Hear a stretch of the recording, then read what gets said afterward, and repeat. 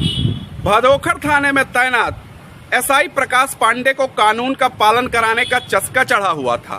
फेंक दिया ना कप्तान साहब ने लाइन में, अब उसी सरकारी क्वार्टर में रहो और वहीं सिखाओ कायदा कानून।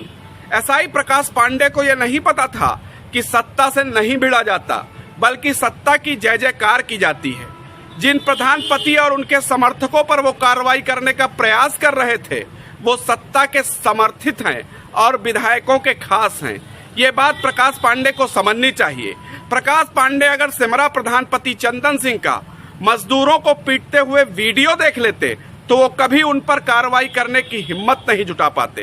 प्रकाश पांडे ने एक दर्ज मुकदमे में सिमरा प्रधानपति के समर्थकों को थाने बुलाया था और उन पर शांति भंग की कार्रवाई करना चाहते थे। बस यही बात प्रधानों को नागवार गुजरी और फिर क्या था, कप्तान साहब ने बिना जांच के ही मौखिक रूप से उन्हें लाइन हाजिर कर दिया। ऐसा पहली बार नहीं हुआ है जब पुलिस अधीक्षक आलोक प्रियदर्शी को सत्ता के आगे साष्टांग दंडवत करते देखा गया है। इससे पहले भी कई बार प्रियदर्शी सत्ता को नमस्कार कर चुके हैं, चाहे सलवन कोतवाली से ब्रजेश राय का तबादला हो या फिर गुरबख्शगंज थाने से इंस्पेक्टर इंद्रपाल सिंह का पैदल हो जाना या फिर महाराजगंज कोतवाली से श्याम कुमार पाल का हटना। ये सब उसी सत्ता का प्रभाव था जिसे कप्तान साहब हाथ जोड़कर नमस्कार करते हैं। तो फिर भदोखर के मामले में कप्तान साहब पीछे कैसे रहते?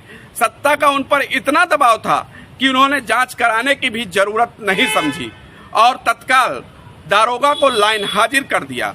इस पूरे मामले को समझने के लिए इस पर प्रकाश डालना पड़ेगा और आप समझिए कि भदोखर थाने में देवेंद्र प्रताप सिंह पुत्र दिनेश सिंह ने एक मुकदमा 4 अगस्त को दर्ज कराया था। इस मुकदमे में प्रधानपति चंदन सिंह और उनके समर्थक नामजद थे। मुकदमे में धारा 147, 148, 323, 504, 506 पुलिस ने लगाई थी और इस मुकदमे की विवेचना के दौरान कई बार नामजद लोगों को थाने बुलाया गया। लेकिन नामजद लोग थाने क्यों आते? क्योंकि उनको प्रधानपति का संरक्षण था और प्रधानपति को विधायकों का संरक्षण प्राप्त था, इसलिए वो थाने नहीं आ रहे थे। एसआई प्रकाश पांडे ने इसी मामले में 3 लोगों को पकड़ा और उन पर शांति भंग की कार्रवाई शुरू कर दी। प्रधानपति चंदन सिंह को यह नागवार गुजरा और उन्होंने कई प्रधानों के साथ भदोखर थाने पहुंचकर अपना रौब गांठना शुरू कर दिया। प्रकाश पांडे ने उनका रौब देखने के बजाय कानून का पालन करना उचित समझा और यही कारण था कि उसकी कीमत प्रकाश पांडे को लाइन हाजिरी से चुकानी पड़ी।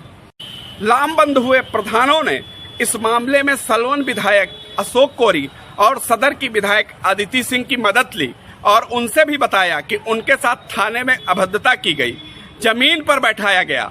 बात कप्तान तक पहुंची और कप्तान ने एक पल भी नहीं लगाया और दारोगा को लाइन हाजिर करने का फरमान सुना डाला।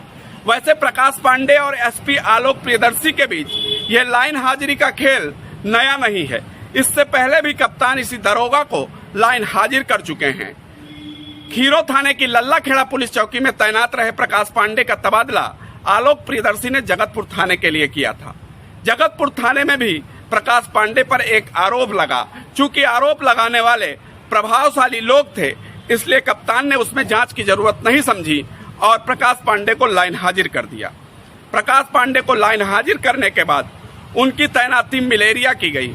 मिलेरिया में भी प्रकाश पांडे पर एक आरोप लगा और आरोप लगाने वाले इस बार भी सत्ता से जुड़े लोग थे, इसलिए कप्तान साहब ने उसमें भी जांच की जरूरत नहीं समझी और प्रकाश पांडे को लाइन हाजिर कर दिया।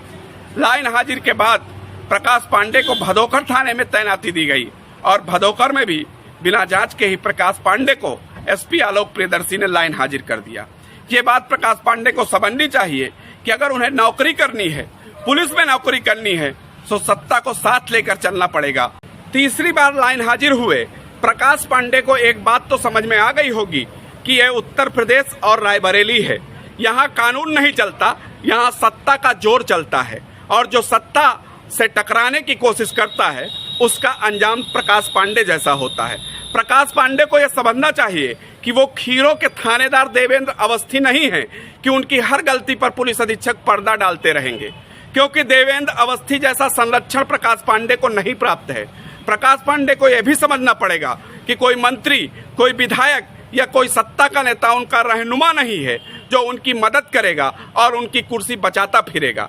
इसलिए वो खीरों के देवेंद्र अवस्थी बनने की कोशिश ना करें। प्रकाश पांडे को सलाह है कि अगली बार जब उनको तैनाती मिले तो वो ऐसा काम करें कि उन्हें चौथी बार लाइन हाजिर ना होना पड़े। इस वीडियो में सिर्फ इतना ही। यदि आपको हमारा चैनल पसंद आया हो तो हमारे चैनल को लाइक और सब्सक्राइब जरूर करें।